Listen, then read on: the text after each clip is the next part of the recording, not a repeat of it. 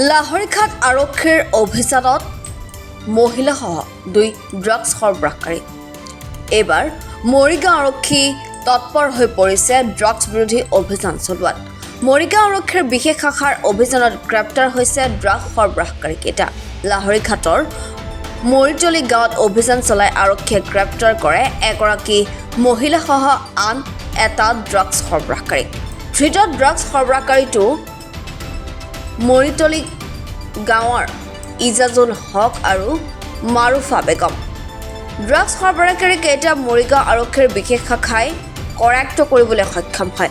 ধৃত ড্ৰাগছ সৰবৰাহকাৰীটোৰ পৰা ড্ৰাগছ ভৰ্তি 30টা কণ্টেইনাৰৰ লগত নগদ 9,000 টকা জব্দ কৰে আৰক্ষীয়ে। পৰৱৰ্তী সময়ত ড্ৰাগছ সৰবৰাহকাৰী কেইটাক লাহৰীঘাট আৰক্ষীক চমজাই দিয়ে মৰিগাঁও আৰক্ষীৰ বিশেষ শাখাই। লাহৰীঘাটৰ পৰা ছাদ্দাম হুছেইনৰ ৰিপৰ্ট, এনি ভাৰত 24। নমস্কাৰ, মোৰ নাম নিৰুপম শইকীয়া।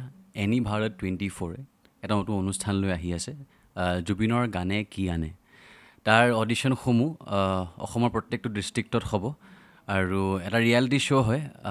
আপোনালোকে দিয়া ফোন নম্বৰ যোগাযোগ কৰিব পাৰে আৰু আপোনালোকৰ ওচৰলৈ এনেও গৈ আছে তেওঁলোক, আৰু আশাবাদী যে আপোনালোকে এই অনুষ্ঠানটোত ভাগ ল'ব আৰু আশা থাকিল যে আমি খুব সুন্দৰ সুন্দৰ গায়ক দেখিবলৈ পাম।